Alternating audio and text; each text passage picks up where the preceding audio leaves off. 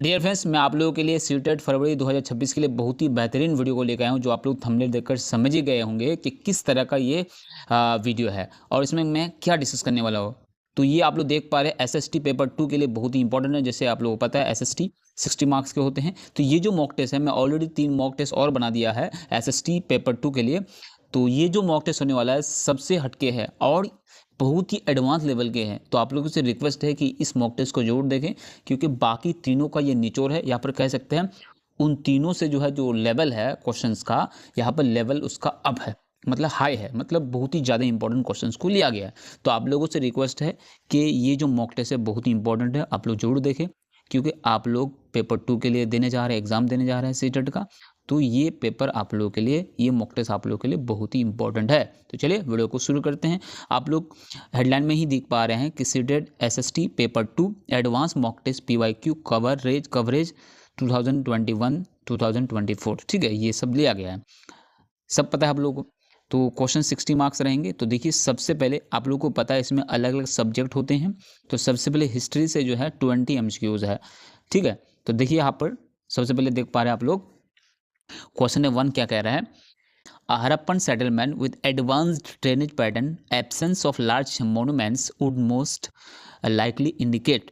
तो यहाँ पर कह रहा है जो हड़प्पन सेटलमेंट है विद एडवांस ड्रेनेज पैटर्न है, लेकिन एब्सेंस ऑफ लार्ज मोन्यूमेंट, तो वो क्या इंडिकेट करता है कि लेकिन लार्ज मोन्यूमेंट कम है, क्यों?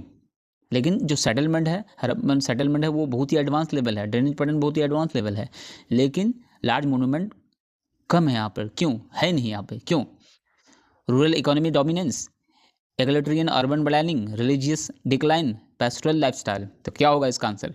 तो इसका आंसर हो जाएगा B number, egalitarian urban planning. Urban planning यहाँ पर कह सकते हैं जो अर्बन प्लानिंग है वो उसकी कमी है, ठीक है, यहाँ पर उसमें सही नहीं है।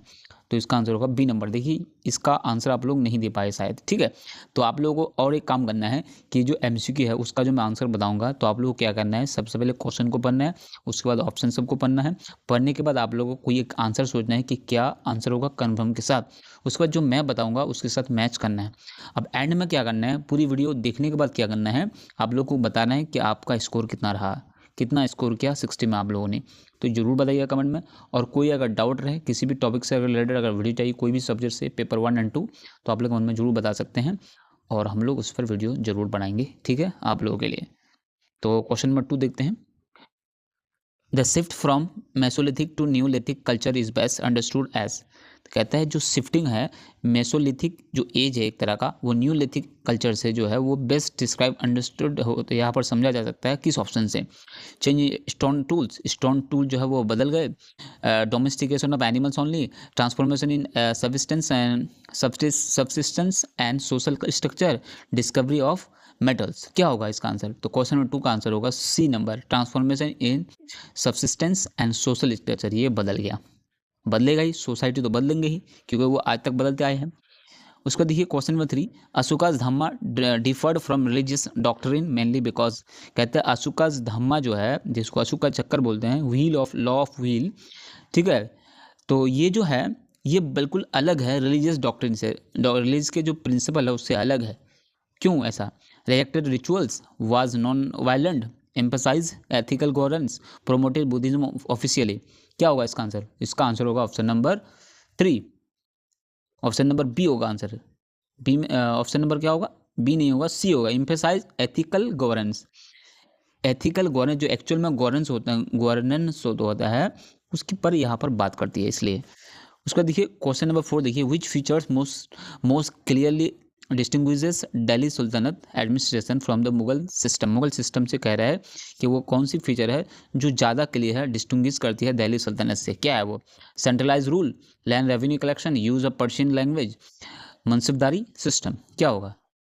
तो 4 का आंसर होगा डी नंबर, मुंसबदारी सिस्टम, यही अलग करती है। उसका देखिए क्वेश्चन नंबर 5 देखिए, the permanent settlement failed primarily because it. Permanent settlement जो फेल हो गया, क्यों? इसकी वजह क्या है? Fix revenue permanently, ignore peasant welfare, assumes zamindars as efficient cultivators, reduce British income.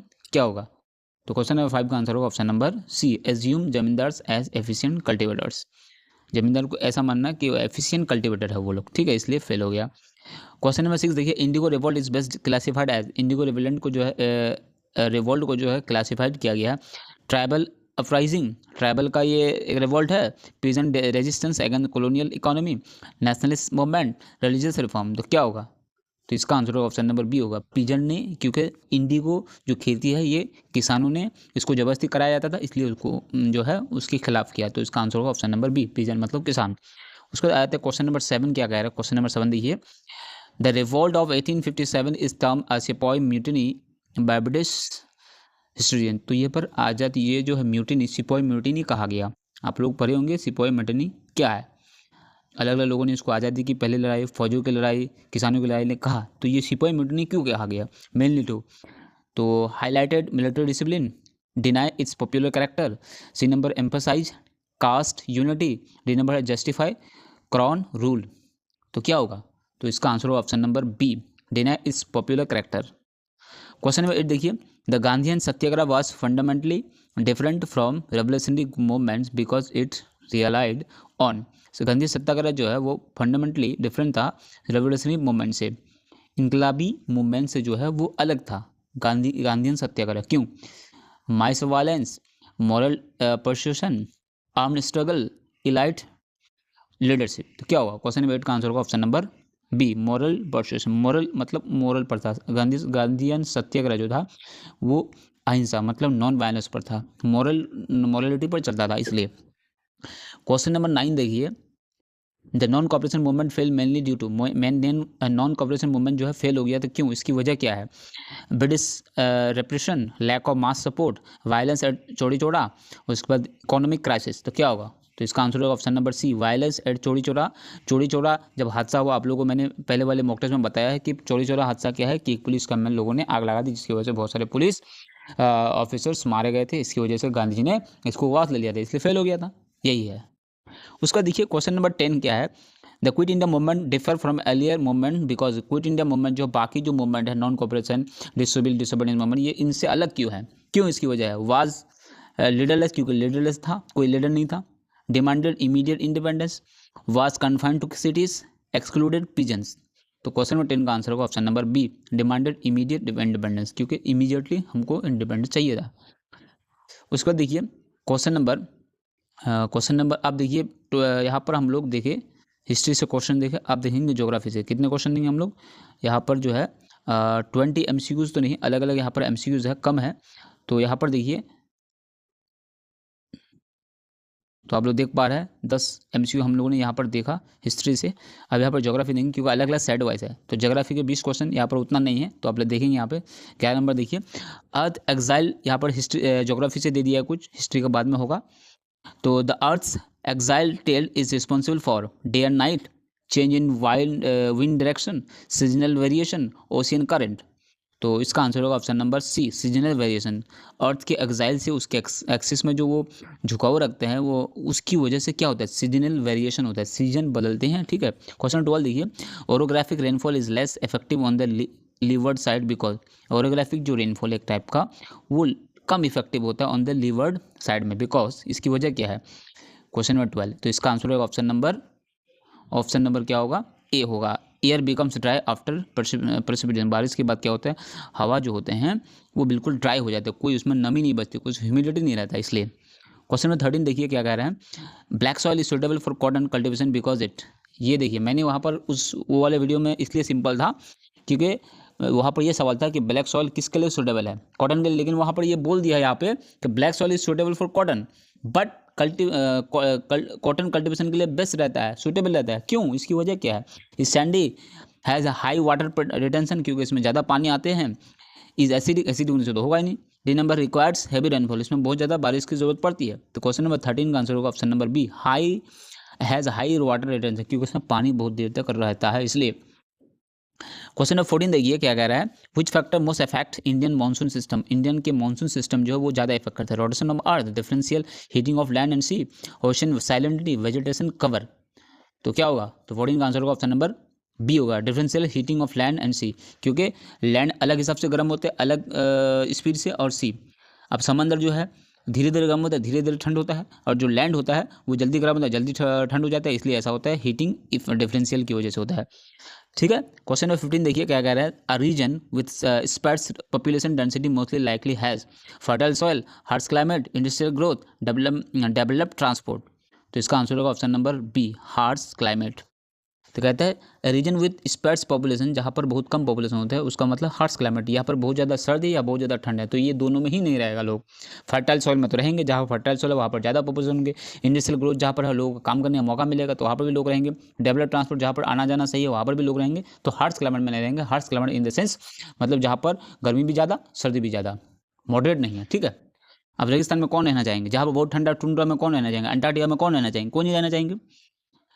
16 number देखिए, which resource become renewable through human intervention. Human intervention से कौन सा जो रिसोर्स है वो रिन्यूएबल हो सकता है। कोल, फॉरेस्ट, पेट्रोलियम, मिनरल्स। तो आप लोग को पता है, तो इसका आंसर होगा option number B, forest. Forest को फिर से लगाया जा सकता है, फिर से हम उसको रिन्यूएबल कर सकते हैं। ठीक है, इसलिए अब आ जाते हैं क्वेश्चन नंबर 17 क्या कह रहा है। Soil erosion in India is intensified mainly due to. Soil erosion ज़्यादा होता है अर्थक्वेक से, ओवर इरिगेशन, डिफोरेस्टेशन से, वोल्केनिक एक्टिविटी से, अर्बनाइजेशन अलोन। किसकी वजह से होता है? एलोन मतलब ओनली, खाली अर्बनाइजेशन से होता है, ये गलत बात है। क्वेश्चन नंबर 17 का आंसर हो जाएगा ऑप्शन नंबर बी, मतलब ओवर इरिगेशन, ज़्यादा अगर पानी हम देंगे वहाँ से, उसके बाद डेफोरेस्टेशन, ज़्यादा पेड़ पौधे कटाई से, पेड़ पौधे कटाई से मिट्टी का कटाव तो होगा। क्वेश्चन नंबर 18 देखिए, human environment differs from natural environment. Human environment जो है नेचुरल इन्वायरमेंट से अलग है, क्यों? Because it is permanent, unchanging, man made and dynamic, climate dependent. तो इसका आंसर हो जाएगा option number C, man made and dynamic है। मैन मेड है, इंसान का बनाया हुआ है, ह्यूमन इन्वायरमेंट क्योंकि इंसान इसको चेंज करता है, और डायनेमिक है मतलब चेंज होता रहता है। क्वेश्चन नंबर 19 देखिए, आप लोग देख पा रहे हैं, tropic of cancer passing through India is significantly because it. India से जो है ट्रॉपिक ऑफ कैंसर जो है पार होता है, खत सरतान बोलते हैं उसको उर्दू में। Because it divide India equally इसको इंडिया को डिवाइड करते हैं, इस वजह से इन्फ्लुएंसेस क्लाइमेट पैटर्न को इन्फ्लुएंस करता है। कॉज अर्थक्वेक, इसकी वजह से अर्थक्वेक होता है। डिटरमाइन लॉन्गिट्यूड, तो लॉन्गिट्यूड को डिटरमाइन करते हैं, तो क्या होगा? तो क्वेश्चन नंबर 19 का आंसर होगा B number, influence climate pattern को बदल देता है। क्वेश्चन नंबर 20 देखिए, sustainable development emphasize, sustainable development emphasize करता है। आप देखिए, सस्टेनेबल डेवलपमेंट मतलब ऐसी डेवलपमेंट जिसकी वजह से क्या होता है, रिसोर्सेज को सही तरीके से यूज़ किया जाता है, और फ्यूचर का ख्याल रख करके कि फ्यूचर जनरेशन जो आएगा उनके लिए भी सेफ रखना, माहौल को सेफ रखना, माहौल को नुकसान नहीं पहुंचाना, इस हिसाब से चीज़ों को यूज़ करना, रिसोर्स को यूज़ करना, ताकि आने वाले नस्ल के लिए भी कुछ बचा हुआ रहे, आने वाले जनरेशन के लिए कुछ बचा हुआ रहे, इसी को हम बोलेंगे सस्टेनेबल डेवलपमेंट। तो इम्फेसाइज किस पर करता है? मैक्सिमम एक्सप्लॉयटेशन, ज़्यादा यूज़ तो होगा ही नहीं। कंजर्वेशन विथ यूज़ के साथ हम उसको देखभाल भी करेंगे, ये तो सही लग रहा है। जीरो कंजम्पशन नहीं करेंगे तो कैसे होगा? इंडस्ट्रियल प्रायोरिटी, तो क्या होगा? तो इसका आंसर हो जाएगा 20 का बी नंबर होगा, कंजर्वेशन विद यूज़ के साथ हम उसको कंजर्व भी करेंगे, बचाने की भी बारे में सोचेंगे। तो ये रहा हिस्ट्री एंड ज्योग्राफी से क्वेश्चन। अब आते हैं सिविक्स से, 10 क्वेश्चन है। तो यहाँ पर देखिए, constitution is called a living document because it. Constitution को लिविंग डॉक्यूमेंट कहते हैं। बहुत इंपॉर्टेंट सवाल है, क्यों? कैन नॉट बी चेंज, जो चेंज नहीं किया जाएगा। इज इंटरप्रेटेड डायनेमिकली, इसको अलग तरीके से डायनेमिक इंटरप्रेट किया जाएगा। इट इज रिजिड है, ये फिक्स्ड है, ये इज टेम्पररी। क्या होगा? 21 का आंसर हो जाएगा ऑप्शन नंबर बी क्या है? Is interpreted dynamically. Question number 22 देखिए, article 14 ensures equality by. Article 14 जो है इंश्योर करता है आर्टिकली equally by treating all equally, always, हमेशा सबको बराबर ही ट्रीट किया जाता है। Allowing reasonable reasonable classification, removing laws को रिमूव करना है, एबोलिशिंग प्रिविलेज। तो 22 का आंसर होगा option number B. Option number B क्या है? Allowing reasonable classification. ठीक है, उसको अलाउ करना जो जरूरी है उसको क्लासिफिकेशन करने का। उसका देखिए क्वेश्चन नंबर 23 क्या देखिए, the real executive authority in India lies with the. Real executive authority जो है वो किसके पास होता है? प्रेसिडेंट के पास, prime minister and council of ministers, supreme court, parliament. तो ये आप लोगों को पता है, तो इसका आंसर हो जाएगा ऑप्शन नंबर 23 का option number B, prime minister और काउंसिल ऑफ मिनिस्टर। ठीक है, उसके बाद देखिए क्वेश्चन नंबर 24 देखिए, panchayat raj strengthens democracy by centralization, grass roots participation, bureaucratic control, judicial intervention. तो क्या होगा? 24 का आंसर होगा option number B, grass roots, मतलब बिल्कुल एकदम नीचे से शुरू होता है। क्वेश्चन नंबर 25 का देखिए, the supreme court act as a guardian of constitution because it can. कहता है सुप्रीम कोर्ट जो है गार्जियन ऑफ कॉन्स्टिट्यूशन के गार्जियन कहा जाता है, गार्जियन माना जाता है। क्यों? इसकी वजह क्या है? वो क्या कर सकते हैं? It can make laws laws बना सकते हैं, अमेंड कॉन्स्टिट्यूशन को चेंज कर सकते हैं, बदलाव कर सकते हैं, रिव्यू लॉ को रिव्यूज कर सकते हैं, उसको देख सकते हैं, कंडक्ट इलेक्शन को कंडक्ट कर सकते हैं। इलेक्शन कौन कंडक्ट करेगा? इलेक्शन को कमीशन करेगा। तो ये तो गलत लग रहा है। तो 25 का आंसर होगा option number C, review laws को रिव्यू करेगा कि सही है या गलत है। क्वेश्चन में देखिए 26, fundamental duties aim to, fundamental duties का जो एम है वो क्या है? पनिश सिटीजन को पनिश करना, balance rights, replace rights, enforce laws. तो क्या होगा? तो 26 का आंसर होगा option number B, balance right को बैलेंस में रखेगा, किसी के साथ गलत ना हो जाए, जिसका जितना हक वो दिया जाए। उसका देखिए question number 27, universal adult franchise promotes democracy by ensuring, universal adult franchise promote करती है democracy by ensuring rules of elites, political equality, economic equality, social hierarchy. तो इसका आंसर हो जाएगा बी नंबर, पॉलिटिकली इक्वलिटी। ठीक है। क्वेश्चन नंबर 28 देखिए, separation of powers prevent, separation of power जो है प्रेवेंट रोकते हैं क्या? कोऑपरेशन को, अकाउंटेबिलिटी को, कंसंट्रेशन ऑफ पावर को, फेडरलिज्म को। तो 28 का आंसर होगा option number C, concentration of power को, पावर की कंसंट्रेशन को क्या करते हैं? प्रिवेंट करता है। ऐसा नहीं कि कुछ ही लोगों में पावर सब आ जाएगा और वो अपने हिसाब से कुछ करेगा। तो क्वेश्चन नंबर उसका देखिए 29 देखिए, election commission ensure free election by किसके जरिए? कंडक्टिंग कैंपेन्स के जरिए, enforcing model code of conduct, making laws, appointing candidates. तो डी का आंसर हो जाएगा 29 का आंसर हो जाएगा बी नंबर। क्या होगा? B number, enforcing model code of conduct.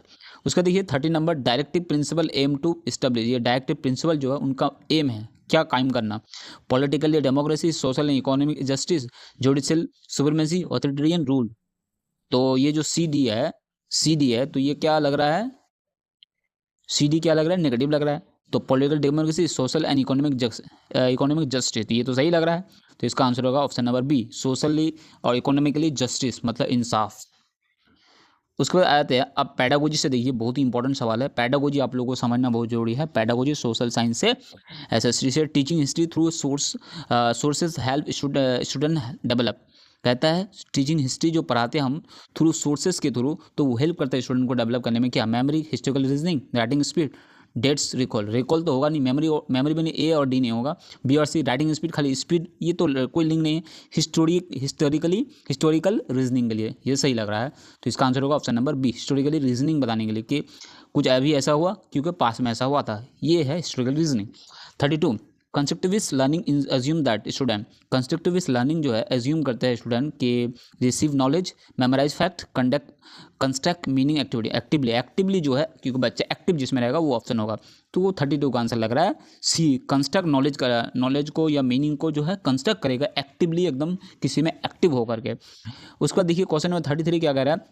Map based question, जो मैप की ज़रूरत है वो क्वेश्चन में एसएसएस प्रीमियरली क्या है? Memory, special understanding, language ability, writing skill. Special मतलब अलग अलग शेप जो होता है, मेमोरी होगा नहीं, राइटिंग स्किल भी यहाँ पर नहीं दिख रहा है, क्या होगा?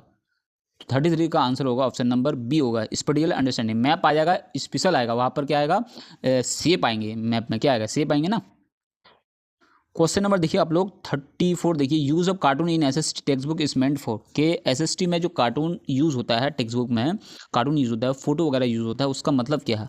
एंटरटेन करने के लिए, सिंप्लीफाई कंटेंट को सिंप्लीफाई करने के लिए, इनकरेज क्रिटिकल थिंकिंग को इनकरेज करने के लिए, डेकोरेट पेज को खाली सजाने के लिए, ये तो गलत लग रहा है। सिर्फ इंटरटेनमेंट के लिए, ये भी सही नहीं लग रहा है। तो 34 का आंसर होगा option number C, encourage critical thinking. जिससे क्रिटिकल थिंकिंग बच्चों इमेज को देखकर कुछ सीखेगा, कुछ विजुअलाइज करेगा कि देखो इस इमेज में क्या हो रहा है, उसके हिसाब से कुछ इंट्यूशन लगाएगा, वो कुछ गेस करेगा। ठीक है।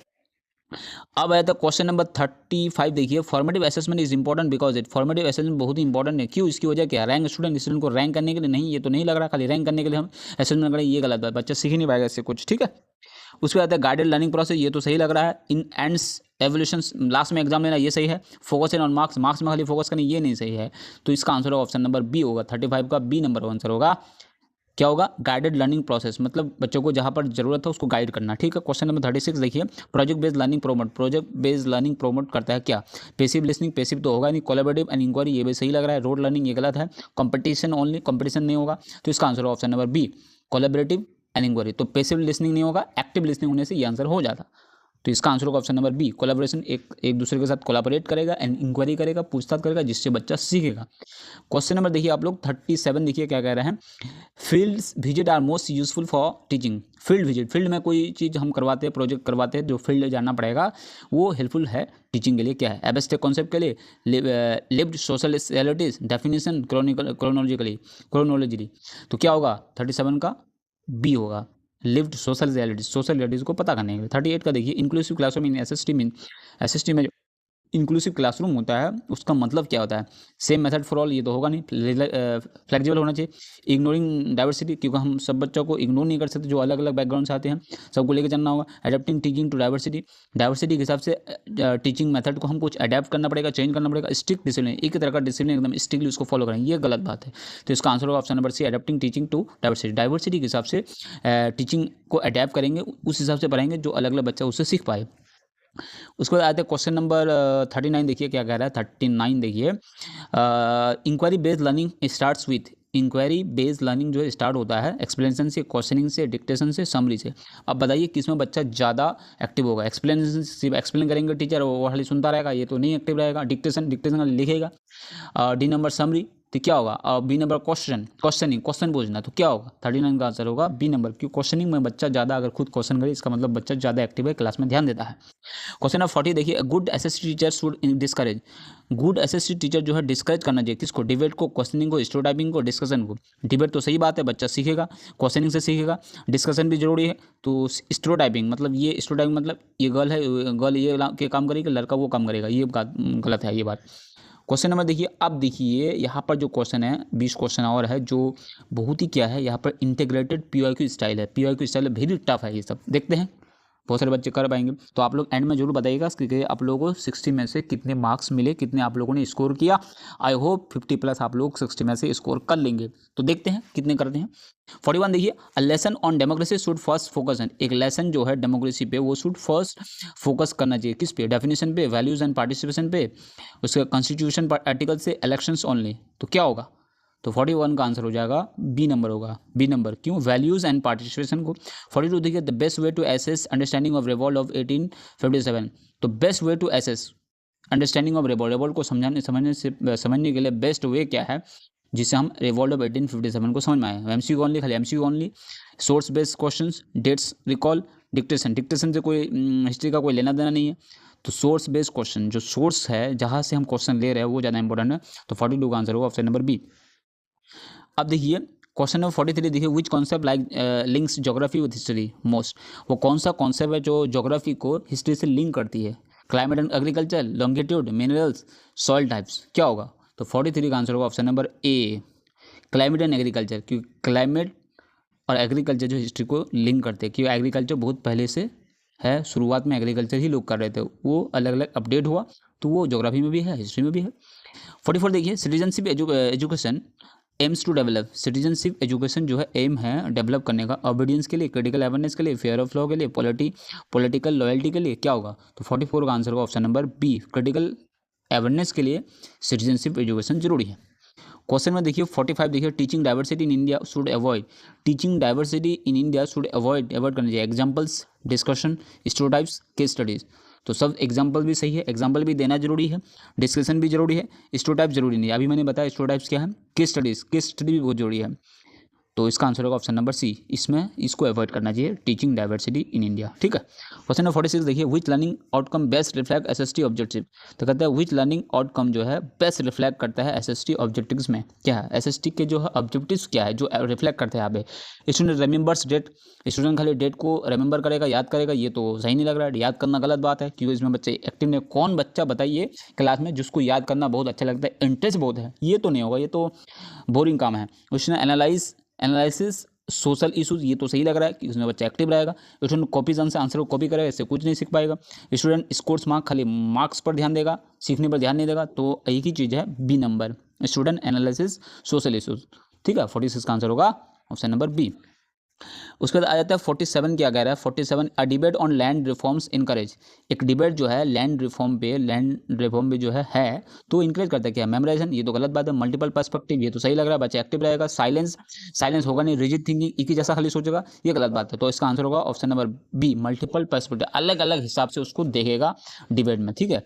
उसके बाद आ जाता है 48, देखिए linking local environment to geography lessons in helps in, linking local environment को ज्योग्राफी से जो है लिंक करना लेसन्स को, वो हेल्प करता है। Abstract thinking, contextual learning, confusion, overloaded. तो एब्स्ट्रैक्ट थिंकिंग जो है ये होगा नहीं, क्योंकि बच्चे इस एब्स्ट्रैक्ट थिंकिंग नहीं कर पाएगा, वो कॉन्क्रीट थिंकिंग कर पाएगा, वो सिंपल थिंकिंग कर पाएगा, ठीक है। 48 का आंसर होगा ऑप्शन नंबर बी होगा। कॉन्टेक्चुअल लर्निंग, इससे क्या है, कॉन्टेक्स्ट के बेस हम लोग कोई चीज़ों को समझाते हैं, कि कॉन्टेक्ट देते हैं, इन्फॉर्मेशन देते हैं, ओवरव्यू देते हैं। उसका देखिए क्वेश्चन है 49, क्या कह रहा है, critical pedagogy in SST focuses on, critical pedagogy in SST, जो क्रिटिकल है वो पैडागोजी है वो एसएसटी में फोकस करती है, authority, social justice, discipline, examination, क्या होगा 49 का आंसर होगा ऑप्शन नंबर बी होगा, सोशल जस्टिस के लिए। क्वेश्चन नंबर 50 देखिए, continuous assessment is better because it, continuous जो लगातार असेसमेंट करते हैं पूरे साल में करते हैं वो बेटर होता है, क्यों। रिड्यूस सिलेबस, इससे सिलेबस रिड्यूस होता है, ये तो नहीं होगा। ट्रैक प्रोग्रेस, प्रोग्रेस को दिखाते हैं कि कहाँ तक है, कहाँ तक नहीं हुआ, कहाँ गलती है, कहाँ कमी है, ये तो सही बात लगा है। एलिमिनेट एग्जाम, एग्जाम को खत्म कर देना, ये भी सही नहीं है। इंक्रीज प्रेशर, प्रेशर को बच्चों में बढ़ा देना, ये तो और मुश्किल वाली बात है। तो 50 का आंसर होगा ऑप्शन नंबर बी, क्या होगा ऑप्शन नंबर बी होगा।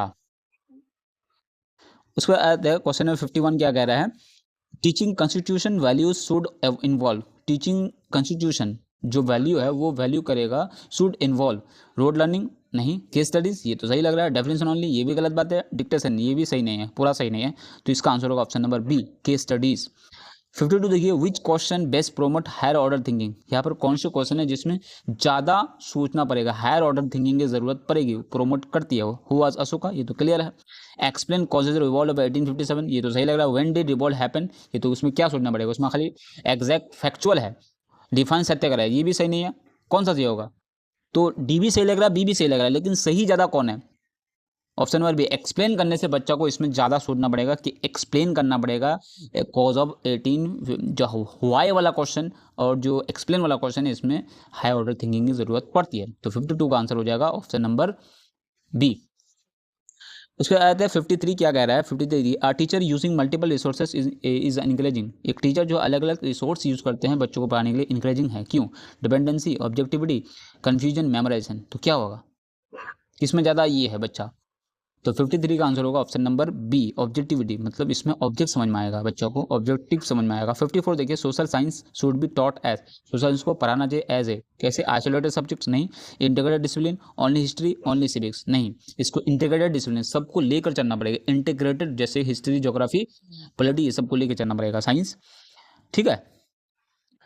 अब आ जाते हैं क्वेश्चन नंबर 55, देखिए, the value education in SST is best taught through, कि वैल्यू वाला एजुकेशन जो होगा एसएसटी में वो बेस्ट है, जो पढ़ाया जाता है थ्रू, किसके जरिए, moral lectures, real life situation, real life तो वो एक्टिव रहेगा, रियल लाइफ से बच्चा ज़्यादा सीखेगा।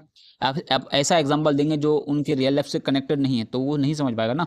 तो इसका आंसर होगा option number B, real life situation, real life context, real life example, non example, ये सबसे जब बच्चा ज़्यादा सीखेगा। 55, तो इसका आंसर होगा ऑप्शन नंबर बी। अब आ जाते हैं 56, देखिए, which strategy best support democratic classroom, वो कौन सी स्ट्रेटजी है वो सपोर्ट करती है डेमोक्रेटिक क्लासरूम में। टीचर डोमिनेंस नहीं होगा, स्टूडेंट डोमिनेंस होना चाहिए। स्टूडेंट्स वॉइस, स्टिक रूल्स को स्टिक करना, साइलेंस से भी नहीं होगा। तो इसका आंसर होगा ऑप्शन नंबर बी। 56 का क्या होगा, ऑप्शन नंबर बी होगा। स्टूडेंट वाइज, स्टूडेंट की उस बात मानी जाना चाहिए। क्वेश्चन नंबर 57 देखिए, क्या कह रहा है, learning without assessment leads to, learning जो है विदाउट असेसमेंट करेंगे जो लीड करेगा तो क्या होगा, reflection, lack of feedback, growth, autonomy, क्या होगा। तो 57 का आंसर होगा option number B, lack of feedback, feedback की कमी हो जाएगा। अगर लर्निंग असेसमेंट के बिना हम लर्निंग कराएंगे तो फीडबैक पता नहीं चलेगा, बच्चा कहाँ से सीखेगा, बच्चों को क्या ज़रूरत है, बच्चे को कहाँ कमी है, जहाँ पर वो दूर करना है, तो पता नहीं चलेगा। असेसमेंट जरूरी है। क्वेश्चन नंबर 58 देखिए, teaching controversial issues requires teacher to be, कहता है कोई भी कंट्रोवर्शियल इशूज के बारे में अगर पढ़ाएंगे बच्चों को तो टीचर को जरूरत पड़ेगी न्यूट्रल फैसिलिटेटर, उसके बाद ओपिनियन, उसके बाद साइलेंट ऑथोरिटेरियन। तो इसका आंसर होगा 58 का ए नंबर, न्यूट्रल होकर के कोई चीज़ को बताना पड़ेगा तभी हम कर पाएंगे। अगर मान लें कि कोई पार्टी रिलेटेड कोई इशू है तो हमको अगर टीचर एज ए टीचर पढ़ाएंगे तो उसके इसी हिसाब से बताना होगा कि किसी के हिसाब से नहीं बताना, किसी के फेवर में नहीं बताना होगा। एज ए न्यूट्रल मतलब दोनों तरफ से नहीं बताना होगा, अपने एक दोनों पर्सपेक्टिव को देख कर करना है, इसको न्यूट्रल फैसिलिटेटर बोलेंगे, ठीक है।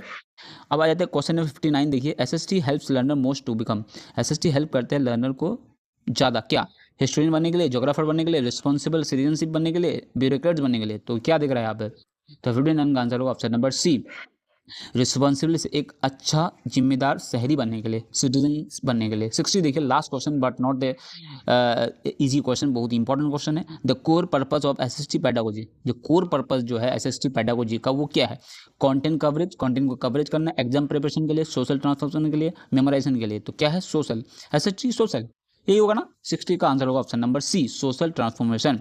अब देखिए, ये वीडियो बहुत लंबी हो गई है, तो मैंने यहाँ पर आप लोगों को 60 क्वेश्चन बताया, जैसे कि एसएसटी में पेपर 2 के लिए 60 क्वेश्चन होते हैं। तो आप लोगों को मैंने 60 क्वेश्चन का आंसर बताया, आप लोगों ने भी साथ दिया कि मेरे साथ।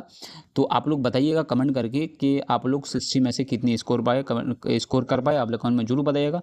मिलते हैं बहुत जल्द नेक्स्ट एपिसोड में या नेक्स्ट मॉक टेस्ट में, अलग अलग सब्जेक्ट के या एसएसटी के। तो अगर आप लोग एसएसटी के बाकी 3 मॉक टेस्ट को देखना है तो उसका लिंक आपको वीडियो के डिस्क्रिप्शन में मिल जाएगा, तो आप लोग जाके देख सकते हैं। मिलते हैं बहुत जल्द नेक्स्ट वीडियो में।